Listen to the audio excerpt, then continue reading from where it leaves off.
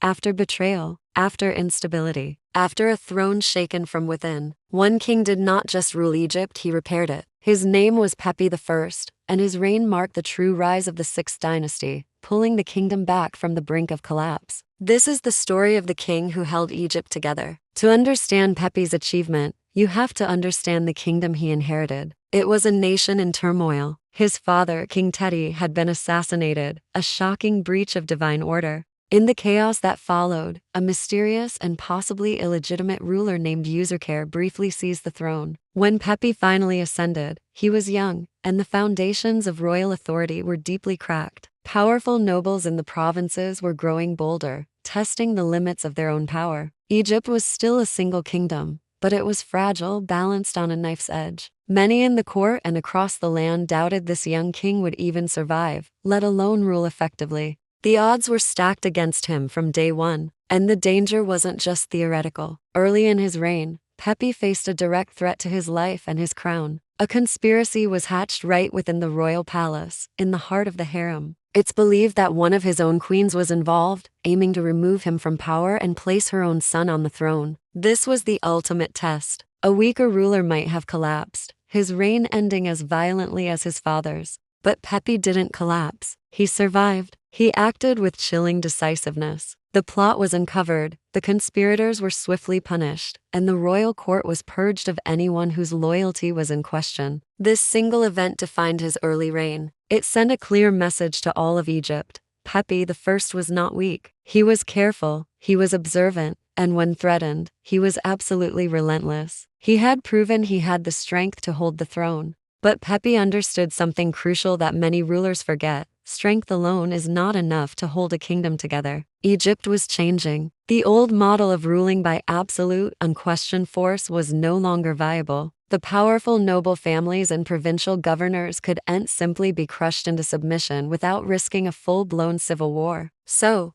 Pepi changed the strategy. He decided to rule through alliance, not just fear. Instead of trying to break the power of the great families, he brought them into his circle. He made a series of brilliant political marriages, wedding the daughters of influential provincial governors from places like Abydos. This instantly turned potential rivals into family, binding their loyalty directly to the crown. He promoted officials who proved their loyalty, rewarding them with status and wealth. And in a risky but calculated move, he allowed these governors more local authority. He let them manage their own regions, but made sure their legitimacy flowed directly from him, the king. This was a gamble. By empowering them, he was decentralizing some authority. But it worked. The internal tensions eased. Egypt became stable not through terror and suppression, but through cooperation and a shared sense of order. With the political landscape stabilized, Pepi set about restoring the divine and absolute image of the king, an image that had been tarnished by assassination and intrigue.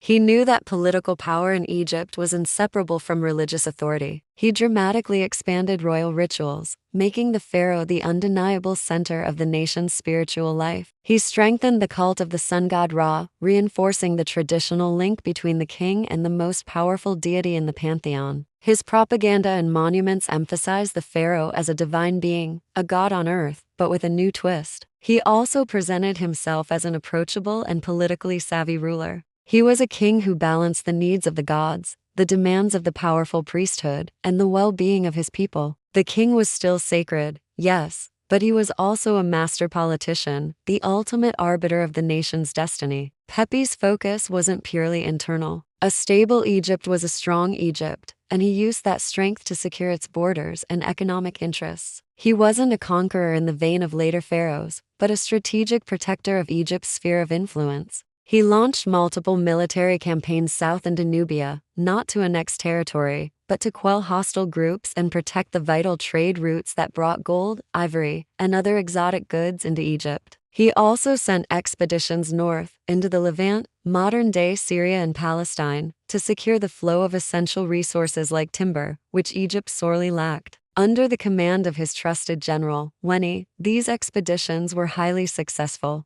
They returned not just with stone, copper, and wood, but with something far more valuable: prestige. These victories demonstrated that Egypt was still the dominant power in the region, capable of projecting force far beyond its borders. Pepi wasn't expanding the empire wildly. He was securing its world, ensuring the prosperity and safety of the Nile Valley. Like all great pharaohs, Pepi's ultimate legacy was to be etched in stone. He chose Saqqara, the ancient necropolis, as the site for his pyramid complex. By the standards of the 4th dynasty, his pyramid, named Pepi's Perfection Endures, was not massive. The age of the colossal pyramids of Giza was over, but its importance was ideological, not just architectural. Inside the burial chamber, the walls were covered with the pyramid texts. These magical spells and incantations, first used by King Unas, were greatly expanded under Pepi. They were a guide for the king's soul, ensuring his safe passage into the afterlife and his transformation into a divine being.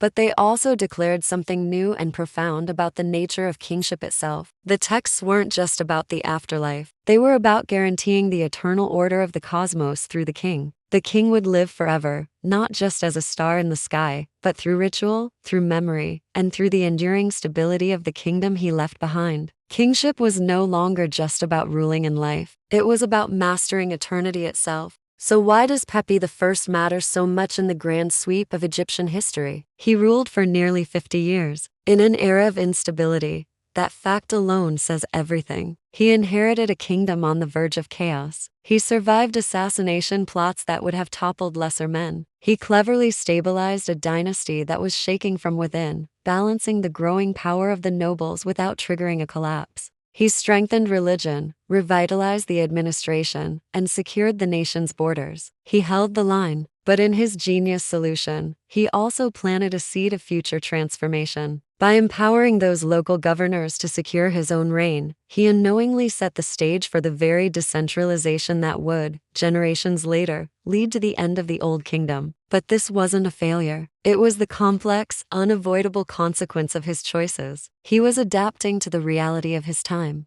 In the end, Pepi I didn't create Egypt's golden age. His great achievement was saving it from falling apart. He ruled in an age where kings could be killed, their legacies erased, their thrones usurped. And he endured. He proved that sometimes, the greatest rulers aren't the ones who build the tallest monuments or conquer the most land. They're the ones who, against all odds, keep the world standing. Thanks for joining us for this deep dive into ancient history. If you enjoy stories about the leaders who shaped our world, make sure to like this video and subscribe to the channel, because sometimes survival is the greatest legacy of all.